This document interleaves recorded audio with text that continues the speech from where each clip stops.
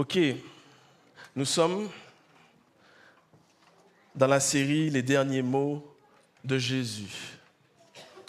Alors, nous sommes en jeûne, c'est vrai, et pendant l'adoration, je me demandais, parce que cet après-midi aussi, on continue, j'espère que vous allez rester cet après-midi, et j'étais en train de réfléchir, parce que je sens que le peuple a besoin d'encouragement, mais le Seigneur m'a donné quelque chose ce matin, donc je vais obéir à ce qu'il m'a donné. Mais en tout cas, cet après-midi, faites l'effort d'être là. Nous allons continuer sur la série Les derniers mots de Jésus. Donc, nous avons vu, malgré la douleur et malgré la souffrance intense de Jésus sur la croix, que quand on réunit les évangiles, on réalise qu'il a prononcé 7 phrases, 7 paroles sur la croix.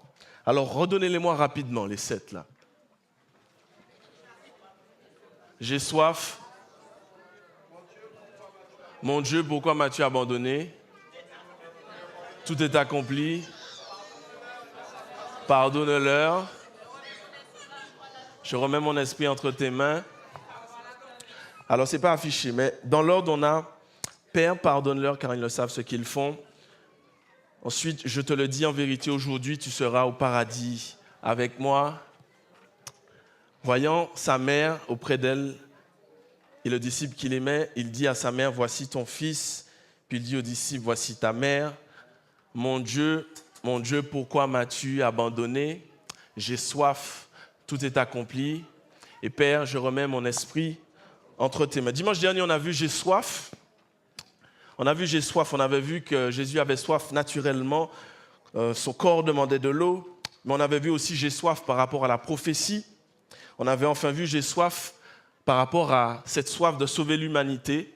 Et je vous avais poussé à la réflexion, est-ce que quand Dieu nous regarde, nous chrétiens, est-ce que lui aussi, il ne dit pas « j'ai soif qu'il change, j'ai soif qu'elle change, j'ai soif que son cœur soit changé, transformé, j'ai soif que sa vie soit différente ». Nous avons vu ensuite « mon Dieu, pourquoi m'as-tu abandonné ?» Et j'avais poussé la problématique de l'abandon. Je vous avais demandé cette fameuse question, enfin on avait réfléchi, est-ce que Dieu le Père pouvait abandonner Jésus sur la croix? On avait d'abord vu les arguments que oui. En gros, le poids du péché sur Jésus était trop lourd. Donc Dieu le Père, 3 fois saint, ne pouvait pas rester avec lui. Mais on avait vu aussi de l'autre côté, par rapport aussi à la prophétie, que Jésus était simplement en train de réciter le psaume 22, qui commence par « Mon Dieu, pourquoi m'as-tu abandonné ?» Et dans ce psaume, David fait référence à plusieurs événements, la crucifixion, à pas mal de choses, à la soif, au fait qu'on a percé, etc. Donc Jésus était en train de réciter ce psaume pour leur dire, regardez le psaume 22, c'est bien moi le Messie, ils ont parlé de ça, ils ont parlé de la moquerie, ils ont parlé de tout ça, etc. Et je vous avais poussé aussi à la réflexion, est-ce qu'en fait, ce n'est pas nous qui abandonnons Jésus dans nos problèmes, dans nos difficultés? Est-ce que ce n'est pas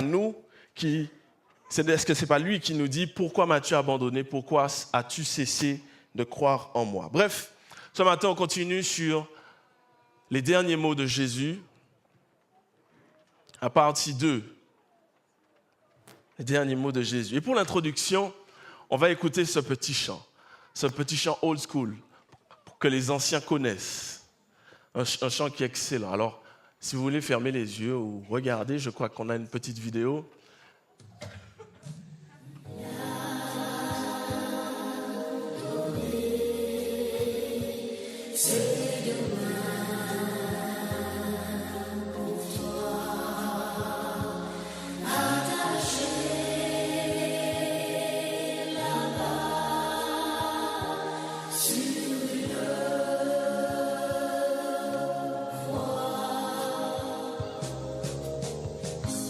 Alors qu'il était dans le jardin,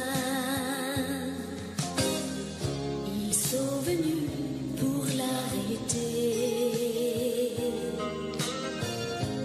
On voulait les en empêcher, mais il a dit, ne faites rien. Comme Judas venait de l'embrasser, tous les soldats l'ont entouré.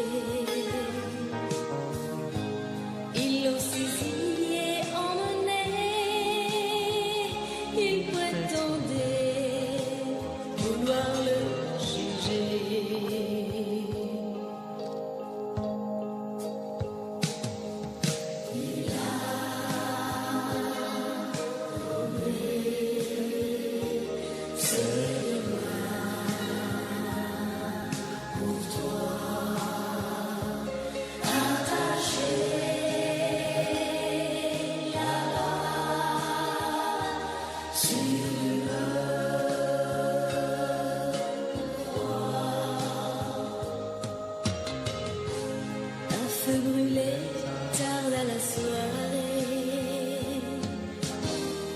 Les mains de Pierre s'y réchauffaient. Celles de Jésus étaient percées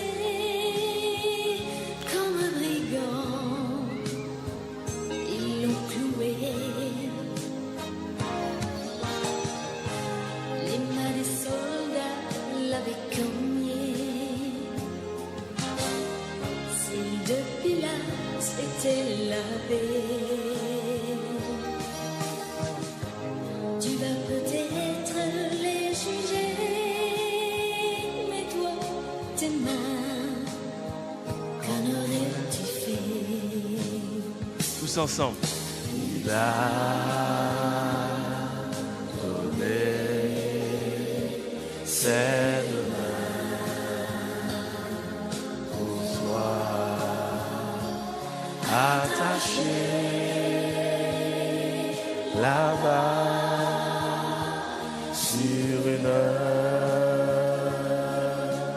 croix.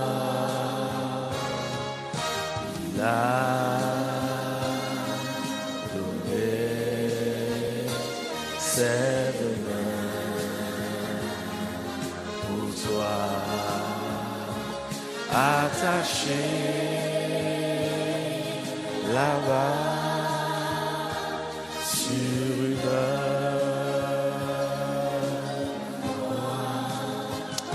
Amen, amen, amen, amen, amen. Excellent chant. Excellent chant, excellent chant, excellent chant, excellent chant. Un peu vieillot, mais les paroles excellentes. Notre lecture se trouve ce matin dans Luc 23. On va se mettre debout, Luc 23, à partir du verset 26. Luc 23, à partir du verset 26, et on va se mettre debout pour lire ensemble. Luc 23, à partir du verset 26.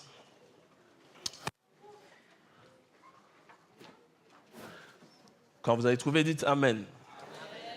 Comme il l'emmenait, ils prirent un certain Simon de Cyrène qui revenait des champs, et ils le chargèrent de la croix pour qu'il portât derrière Jésus.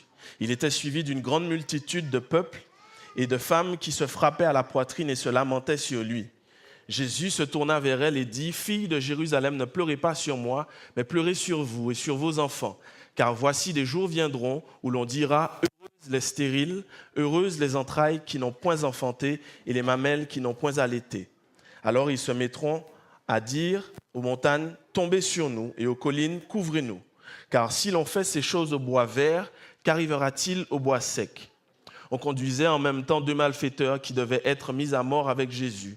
Lorsqu'ils furent arrivés au lieu appelé Crâne, ils le crucifièrent là, ainsi que les 2 malfaiteurs, l'un à droite et l'autre à gauche.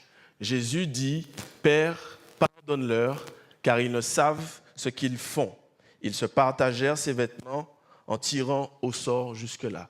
Inclinons nos têtes. Seigneur Dieu, voici le moment de ta parole. J'ai besoin de toi. Sanctifie-moi, utilise-moi. Et bénis ton peuple ce matin. Parle. En ce moment de jeûne, parle, Seigneur. Au nom de Jésus-Christ. Amen. Vous pouvez vous asseoir. Nous sommes en jeûne, mais voilà les mots et la parole que Dieu m'a donnée pour vous. Je sais que certains sont jeunes par rapport à des situations bien précises, bien particulières, mais ce message est pour l'un d'entre nous. Le premier point, Père, pardonne-leur. Jésus dit, Père, pardonne-leur, car ils ne savent ce qu'ils font. Ils se partagèrent ses vêtements. Beaucoup ignorent que cette première phrase que Jésus va prononcer est en fait aussi une prophétie. Cette fois-ci, ce n'est pas le prophète, ce n'est pas David qui va prophétiser, mais le prophète Ésaïe. 800 années avant la venue de Jésus-Christ, il va dire, « C'est pourquoi je lui donnerai sa part avec les grands, il partagera le butin avec les puissants, parce qu'il s'est livré lui-même à la mort et qu'il a été mis au nombre des malfaiteurs, parce qu'il a porté le péché de beaucoup d'hommes. » Et la petite phrase, « et qu'il a intercédé pour les coupables. » La version français courant dit « il est intervenu pour les transgresseurs ». Et la version anglaise dit « il a intercédé pour les transgresseurs ». On vient de le clouer sur la croix et lui, il pense aux autres. Lui, il pense à ceux qui l'ont cloué.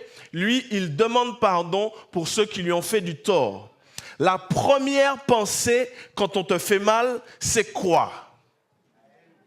Lui, sa première pensée, sa première réaction, c'est le pardon. Des fois, même en étant chrétien, pas menti, bah moi, si on nous touche ou si on touche à nos enfants, on est en mode ramanger, oui.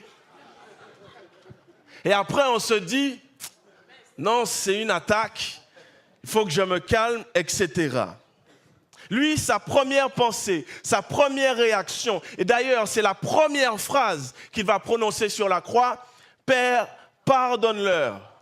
Le pardon, voilà le socle du christianisme. Si la foi est importante, si l'obéissance est importante, si la sainteté est importante, tout passe d'abord par le socle du pardon. Le pardon, c'est le socle. Sans pardon véritable, il n'y a pas de véritable obéissance, il n'y a pas de véritable sainteté, il n'y a pas de véritable foi, il n'y a pas de salut tout court sans pardon. Le pardon, c'est la base, dis ça à ton voisin. Sans pardon, il n'y a rien. Le pardon est essentiel pour notre foi chrétienne, essentiel pour le salut, mais aussi essentiel dans la vie de tous les jours. Quelqu'un a dit, si tu ne pardonnes pas, ça veut dire que tu n'as jamais péché. Si tu ne pardonnes pas, ça veut dire que tu n'as jamais tort. Le pardon, ou plutôt le manque de pardon, est le mal du siècle. Il y a plein de mots dans cette vie, plein de mots sur cette terre, mais un manque de pardon fait des dégâts terribles, plus qu'on ne pense. Écoute ça. Simone était hospitalisée en urgence pour des vomissements incoercibles. Bon, il était qu'à vomir.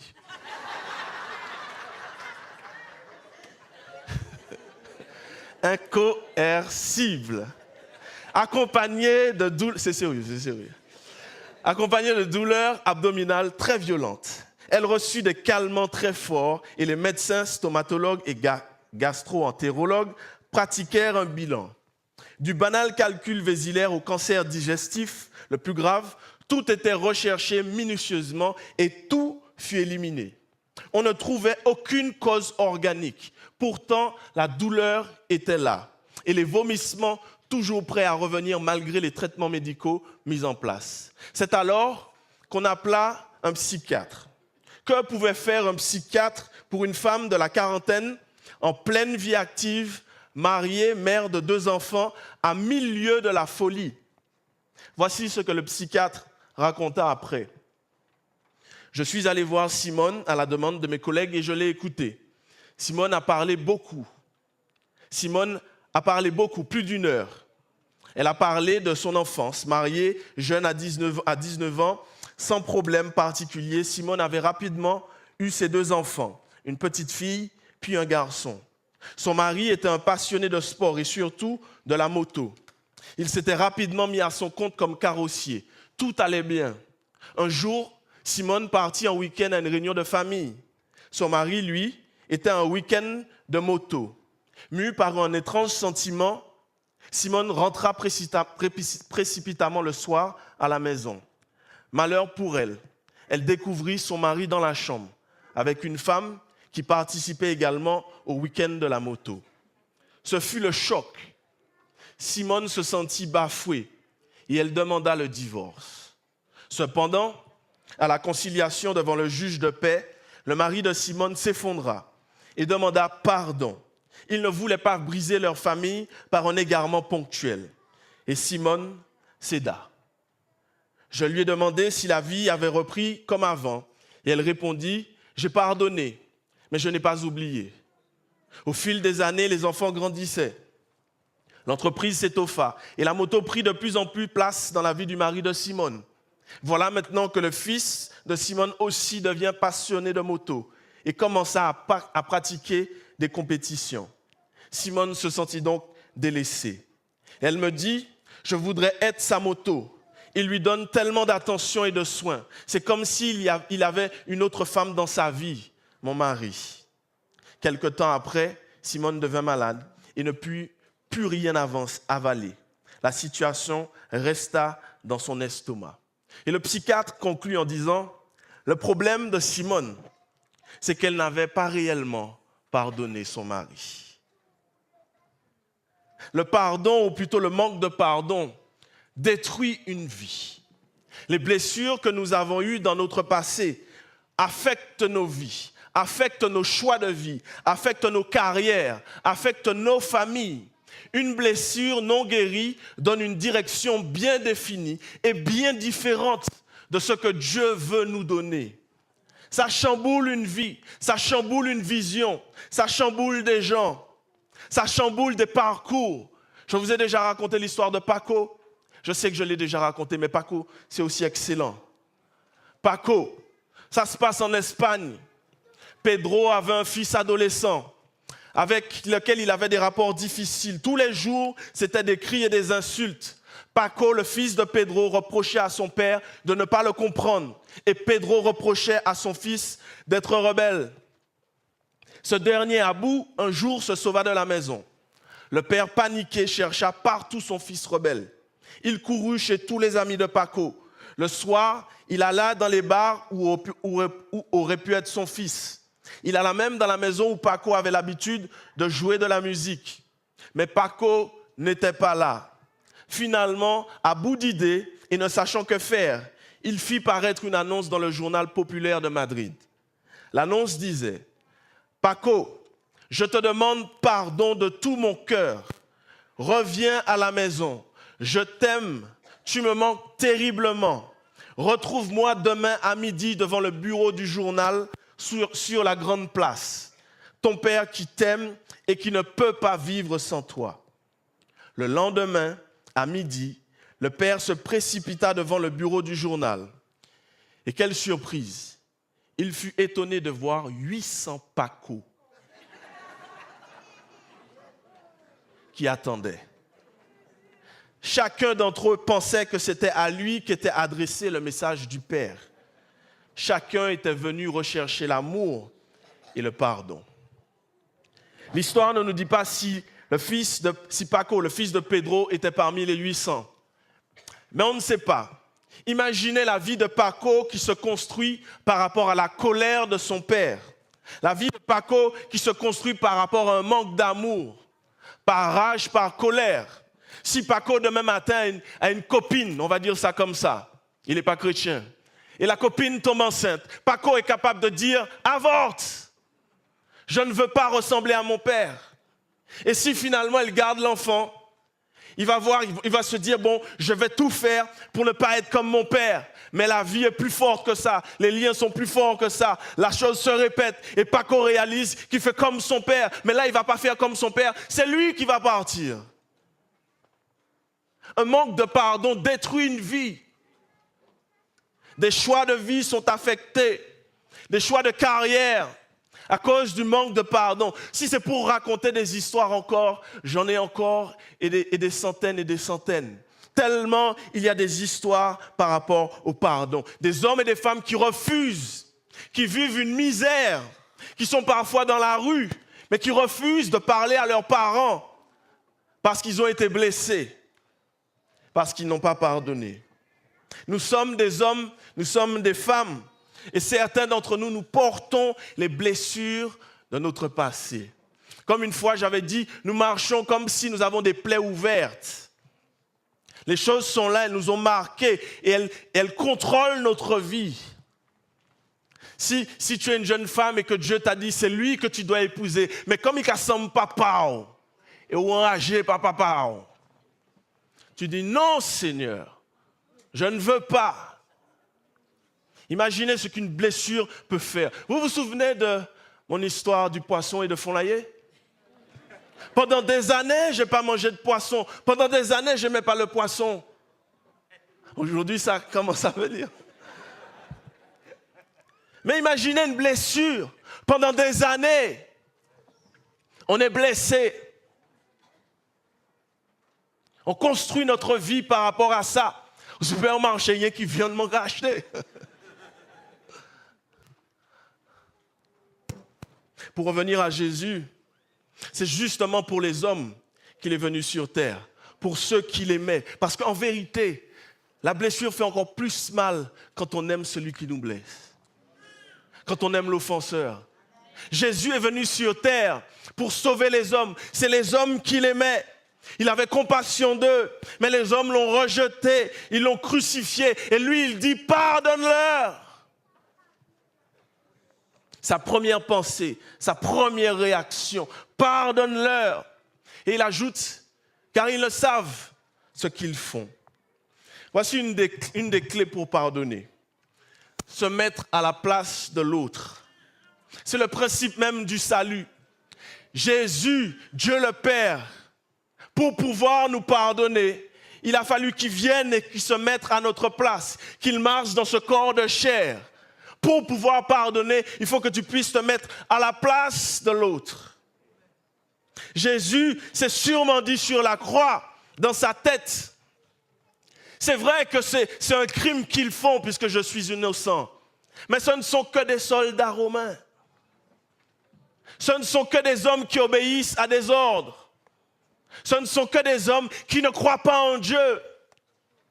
Il s'est mis à leur place et il dit pardonne-leur parce qu'ils ne savent ce qu'ils font. Mais je vous vois venir. Pasteur, qu'en est-il de ceux qui savent qu'ils font du mal? Mais là, c'est pareil. Il faut pardonner. Il faut pardonner. Mon dernier. Élodie est secrétaire. Elle a 25 ans. Elle vit en région parisienne. Aujourd'hui, c'est une jeune femme heureuse et épanouie. Mais il n'en a pas toujours été ainsi.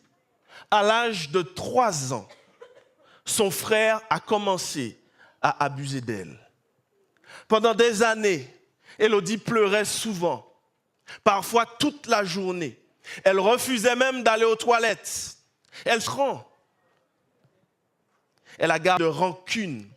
Elle en voulait à mort à ses parents, à mort à son frère. Un jour, Élodie a tout raconté à Martine, une amie de travail, qui l'a écoutée d'une oreille attentive et compatissante. Martine lui a appris à s'aimer et à se respecter. Mais Martine, surtout, lui a parlé d'un homme. L'homme qu'il avait pardonné, elle, pour ses péchés, alors qu'il ne la connaissait pas. Que cet homme avait donné sa vie pour elle. Martine parlait de Jésus.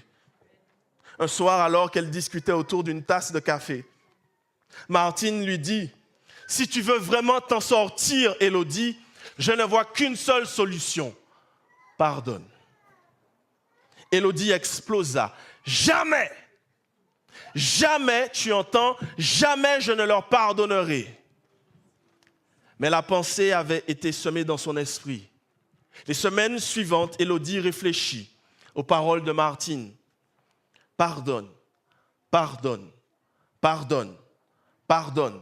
Ce mot revenait constamment dans son esprit. Et un dimanche après-midi, Élodie choisit de pardonner de tout son cœur, en se rappelant de ce que Christ avait fait pour elle alors qu'elle n'avait jamais rien fait pour lui. Elle téléphona à ses parents et ensuite à son frère. Depuis ce jour, elle ne souffre plus. Elle a changé.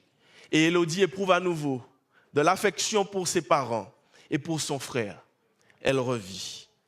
Que les gens chassent qu'ils te font du mal ou qu'ils ne sachent pas qu'ils te font du mal, c'est la même. Il te faut pardonner. Si tu veux être libéré, il te faut pardonner. Comme Élodie, il faut penser à l'œuvre de la croix. Il a dit, Père, pardonne-leur. Ils ne savent ce qu'ils font. Il nous a pardonné. Donc nous aussi, nous devons pardonner.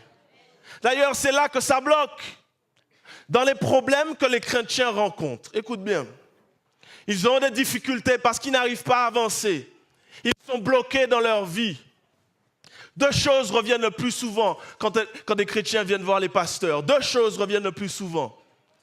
Parfois, il y a péché, mais la plupart du temps, il il y a un manque de pardon. La plupart du temps, il y a un manque de pardon quelque part. Un manque de pardon. Certaines personnes ont la force de dire, moi je n'ai pas de problème avec le pardon, Dieu m'a béni, je n'ai pas de problème. C'est faux. Personne ne s'est pardonné. Personne. Certaines personnes osent se vanter. Ah, moi je sais pardonner. Satan qu'attend-nous. Et qu'à bon en situation lui-même là. Pardonner. Nous ne savons pas pardonner. C'est au-dessus de nous. C'est au-dessus de notre force. Voilà pourquoi la Bible dit, l'amour de Dieu est répandu dans nos cœurs. C'est Dieu qui nous donne cette force, cette capacité de pardonner. Seigneur, remplis-nous de ton amour, remplis-nous de toi, parce que je ne sais pas, je ne peux pas pardonner. Remplis-moi d'amour, afin que je pardonne. Sur la prophétie, sur la croix du moins, la prophétie, Jésus a dit ça, ce n'était pas seulement par rapport à la prophétie, mais il a dit ça parce que son cœur débordait d'amour pour son prochain. Dieu veut te remplir de cet amour. Ce que je trouve extraordinaire avec la parole de Dieu, surtout dans les messages, il y a toujours un doute, Seigneur, est-ce que c'est bien ça? Est-ce que c'est... Et le Seigneur confirme toujours. Et ce qui me rassure, c'est même si c'est pour une personne, tu vas prêcher ça. Pour une personne ce matin, Dieu veut te remplir de son amour pour que tu puisses pardonner. Je ne sais pas qui c'est, mais Dieu veut te remplir de son amour pour que tu puisses pardonner. Il veut te libérer de la prison du manque de pardon. Maintenant, prends de quoi noter. Pardon, c'est quoi? Le passé n'est plus douloureux. Le passé n'est plus douloureux. Douloureux. J'ai du mal ce matin. Douloureux. Tu n'as plus de douleur.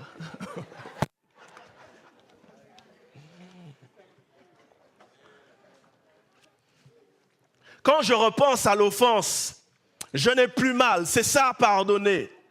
C'est comme une cicatrice que je regarde. Je ne ressens plus la douleur. Je me rappelle de la douleur que j'ai eue, mais aujourd'hui, je n'ai plus mal quand je vois la cicatrice.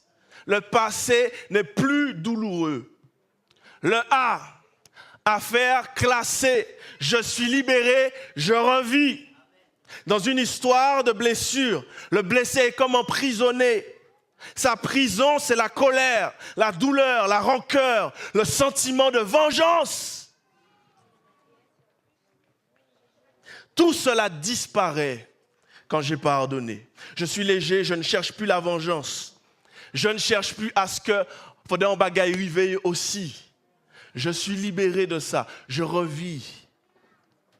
Le B, le R, la rancœur profonde a disparu. Je parle de la rancœur profonde, celle que l'on sait masquer, celle que l'on sait cacher. Celle que l'on sait dire, oui, ça va, oui, t'inquiète pas, tout va bien, je n'ai rien dans mon cœur. La rancœur profonde, elle a disparu. Quand je pardonne, plus de traces, plus de crasse. Et ça va vraiment bien.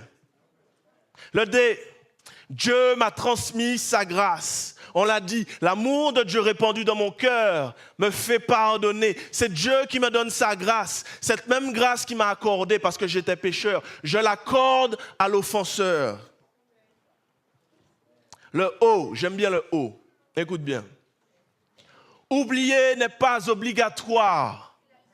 Je t'explique. Parfois on dit pardonner, c'est oublier. Non. On peut très bien oublier. Parce que notre cerveau a une capacité de se protéger. Donc on peut mettre ça dans un coin du cerveau. Mais il suffit qu'on voit la personne. Il suffit que quelque chose, boum, la colère revient. Oublier n'est pas pardonner. Pardonner, c'est que la douleur n'est plus là. Oublier, ce n'est pas obligatoire. Je peux très bien oublier, comme je peux très bien ne pas oublier. Mais je n'ai plus mal, comme la cicatrice. Ça ne me fait plus rien. Ça va. Et le N est bien aussi.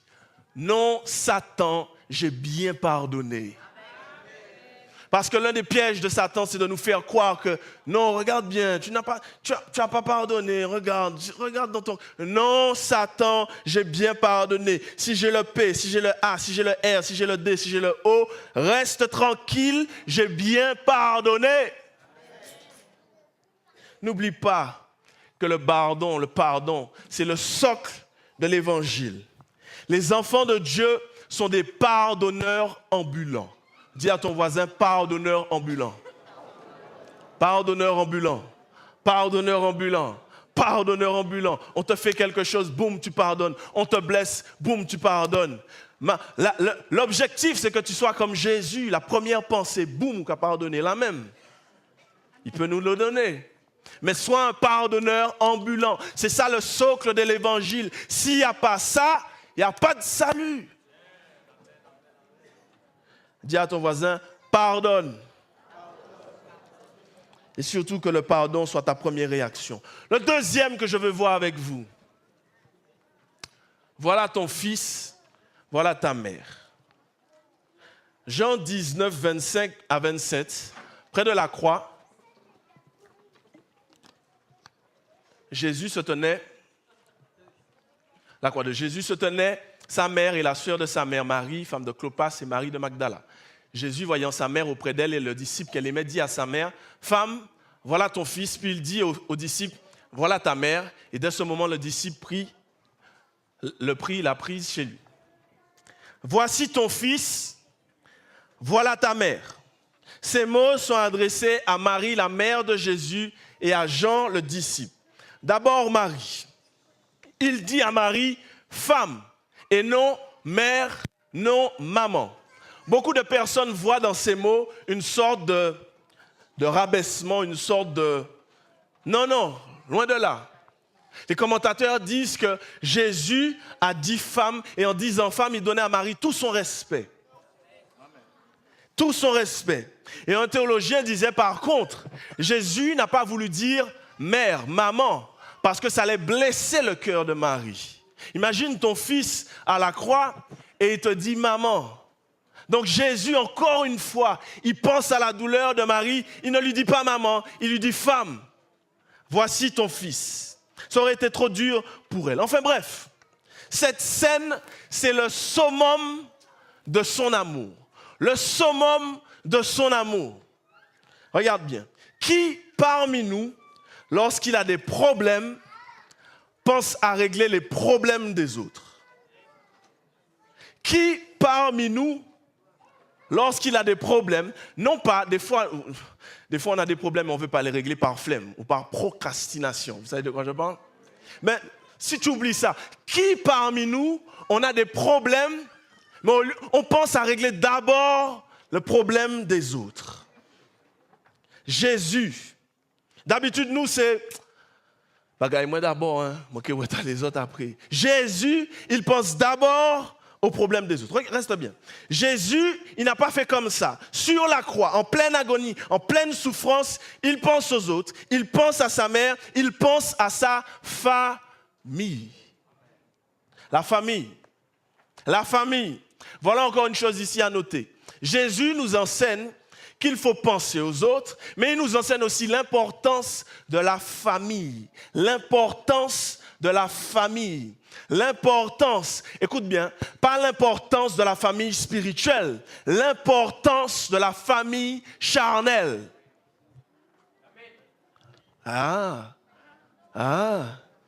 L'apôtre Paul, plus tard, va dire quelque chose encore plus terrible.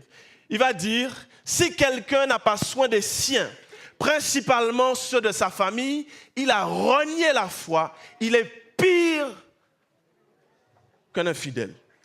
J'aime bien donner ce verset aux hommes mariés pour leur rappeler les choses. Parce que, adamiquement parlant, les hommes fuient les responsabilités familiales. Adamiquement parlant, les hommes ont cette nature. S'il y a un problème dans la famille, va voir maman. Adamiquement parlant, dès qu'il y a un problème, dès que les choses sont trop compliquées, la plupart, merci Seigneur, il y a des hommes différents. Puis-je voir les hommes différents? Ok. Ok. Mais généralement, la plupart des hommes, lorsque c'est trop compliqué dans la famille, ils fuient, ils partent. Dis à ton voisin, prends tes responsabilités. Jésus nous enseigne quelque chose. La famille charnelle aussi est importante. Prends soin de ta famille. Est-ce qu'il y a des maris et des épouses qui sont assis l'un à côté de l'autre? Oui? Ça arrive, tiens bon. Par là, Jésus est en train de dire, l'évangile, c'est salutaire, c'est essentiel. Il ne faut pas négliger l'évangile. Mais il ne faut pas non plus négliger sa famille. Si l'évangile, c'est ta priorité numéro 1, Jésus te dit, c'est bien, mais ne néglige pas ta famille. C'est Dieu, ta famille et le reste. Dieu, ta famille et le reste. Dieu, ta famille et le reste. Si c'est Dieu, travail, famille, ou prie en ça. Pire qu'un infidèle. Si c'est Dieu, ta réussite, ta famille, ou prie en ça. Pire qu'un infidèle. Si c'est Dieu, tes loisirs, ou prie en ça. Pire qu'un infidèle. C'est Dieu, ta famille et le reste. Maintenant, les époux et les épouses qui sont assis l'un à côté de l'autre. Femme, dis à ton mari, je suis après Dieu.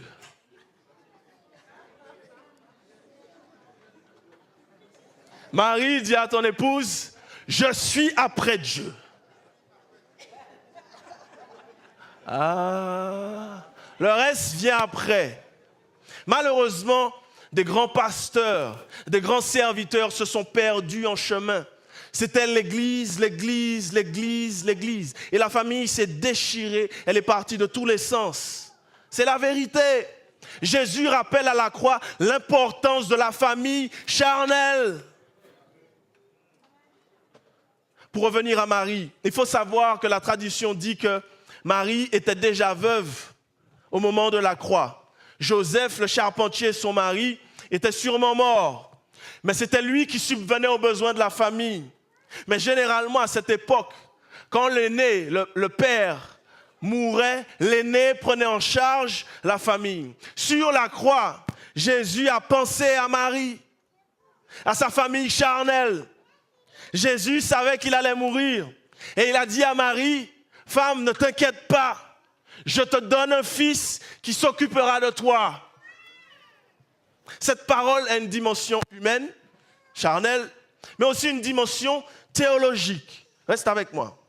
Jésus, après sa mort, il est en train de dire, après ma mort, femme, je ne serai plus ton fils.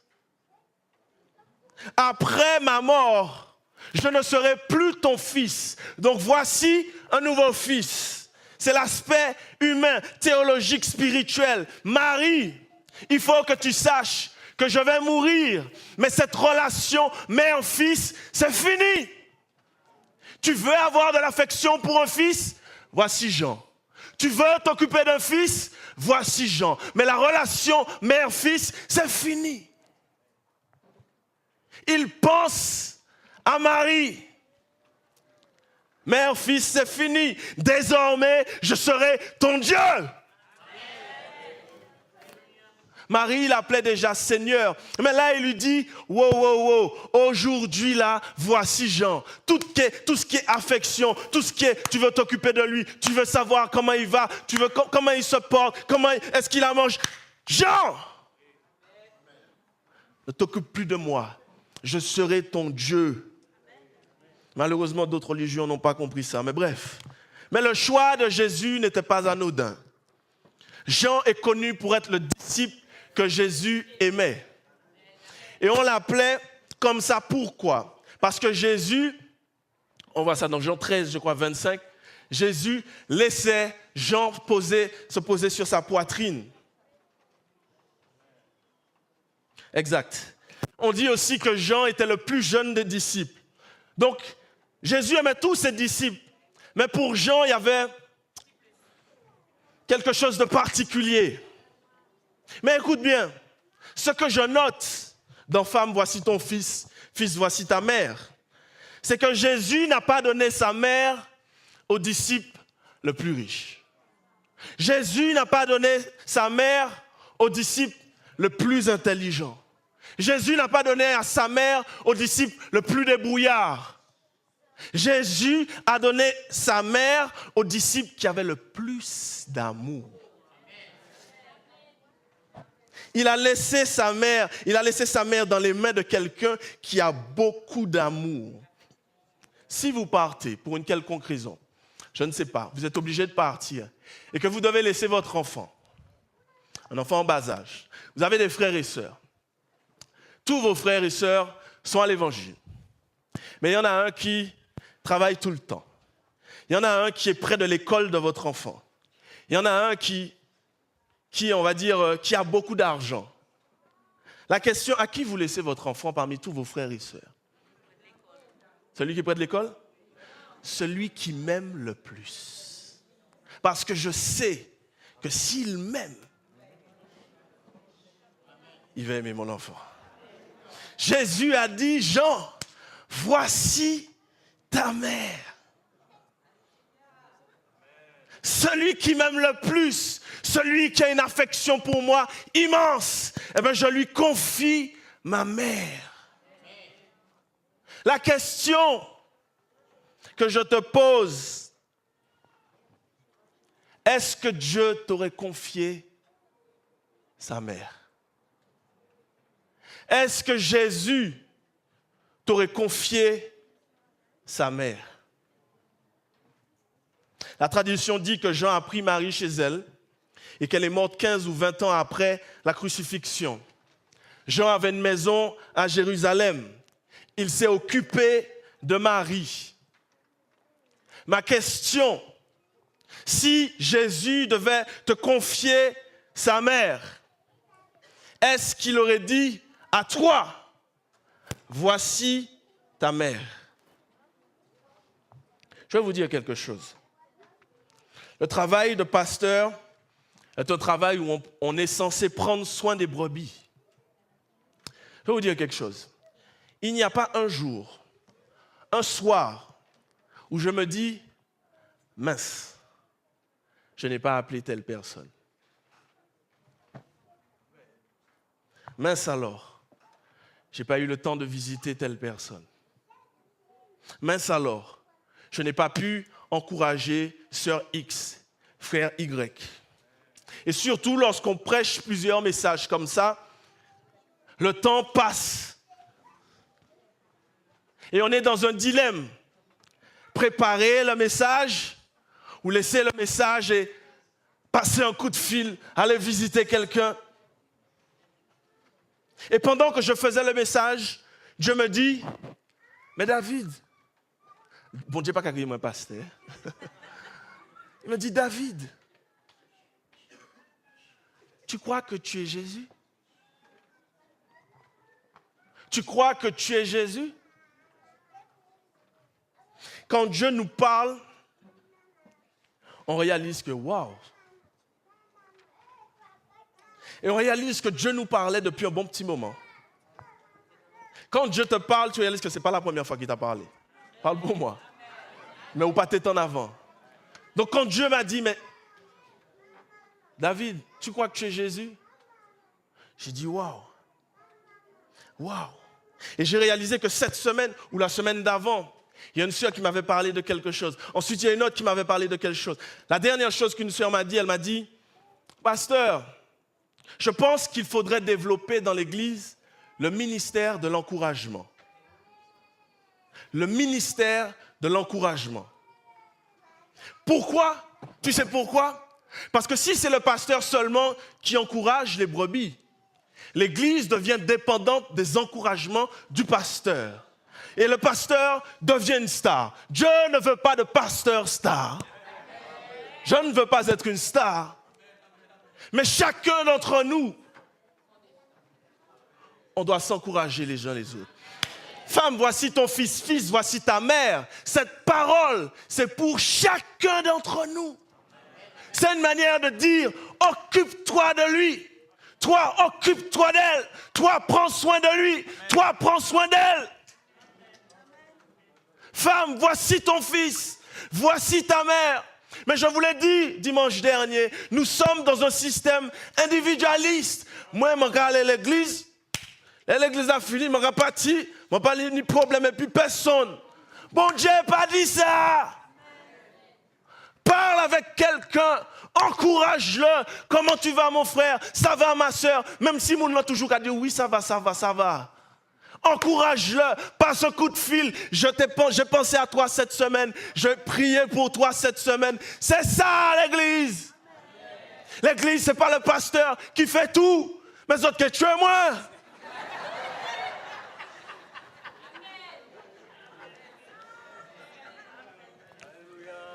On enregistre ça sur Internet?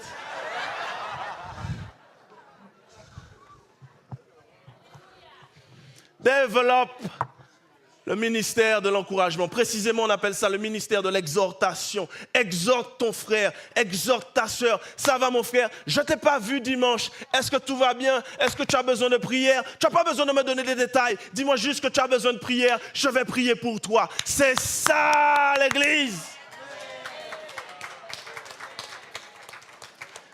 Effectivement, il y a des frères qu'on ne voit pas, il y a des sœurs qu'on ne voit pas. Et on se dit, mince alors, ça fait 3 semaines.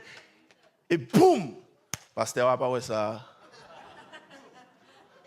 Mes amis. Mes amis. Toi, tu as vu, passe un coup de fil. Comment tu vas, ma sœur? Il y a un moment que je ne t'ai pas vu. Tout va bien pour toi? Justement, ça va? Gloire à Dieu. On va prier pour toi. C'est ce que Dieu demande.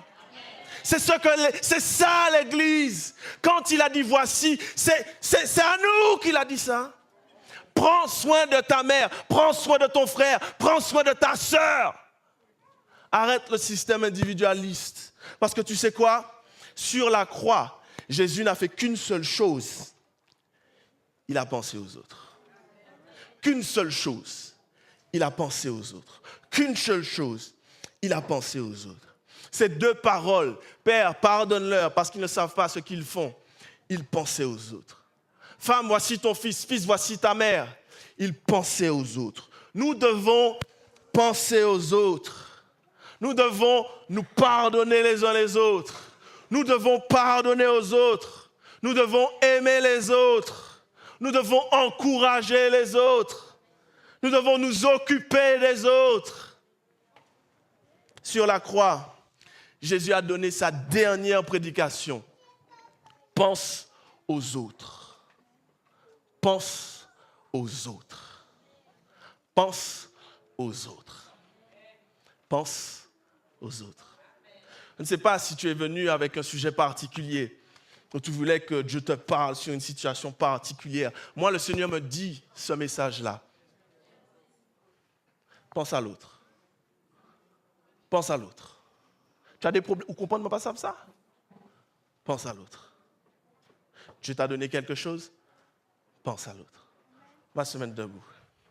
Je vais demander à la technique de repasser ce son. Et tu verras que dans ce son qu'on a écouté, Jésus n'a pensé qu'aux autres. Qu'aux autres. Il a donné ses 2 mains pour les autres. Pour toi. Amen. Pendant que ça va jouer, ferme les yeux.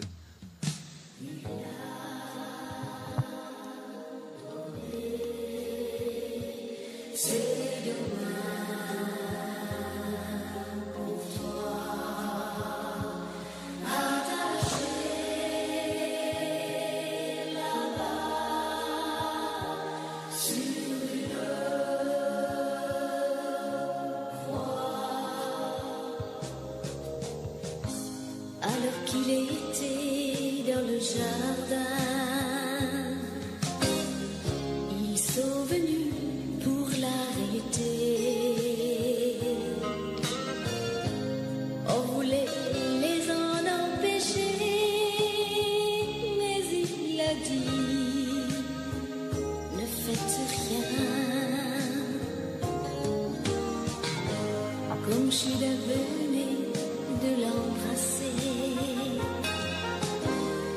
Tous les soldats l'ont entouré. Ils l'ont saisi et emmené. Ils prétendaient vouloir le juger.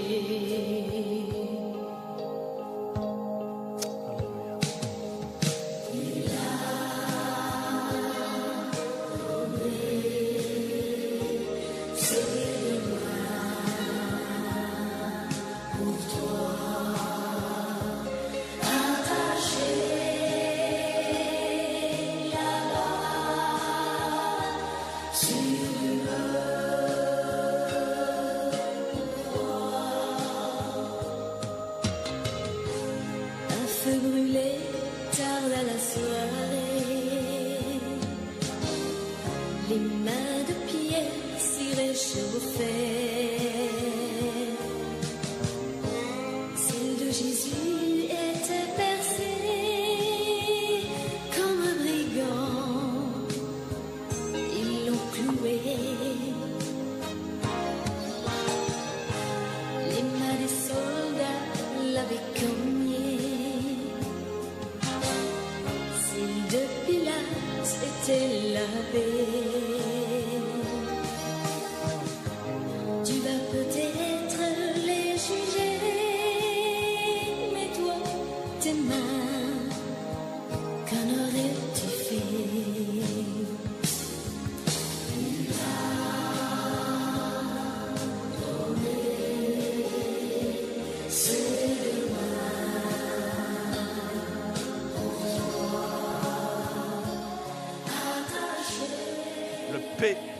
Le passé douloureux n'est plus. Le A à faire classer. Je revis le R, la rancune au nom de Jésus n'est plus. Le D, Dieu me donne la grâce pour que je puisse faire grâce à l'autre. Le O, oublier n'est pas obligatoire. Et le N, non, Satan le diable. Aujourd'hui, 28 avril 2019, j'ai pardonné mon offenseur dans le nom de Jésus. Au nom de Jésus. Et je suis libéré. Amen, amen, amen, amen, amen, amen, amen, amen, amen. Alléluia. Que le Seigneur vous bénisse. Que le Seigneur vous relève. Que le Seigneur vous bénisse. N'oubliez pas, le pardon, c'est le socle de l'évangile. N'oubliez pas, Dieu nous a dit à chacun, voici ton fils, voici ta fille, voici ta mère, voici ton frère. On prend soin les uns des autres. Alléluia. Que le Seigneur vous bénisse.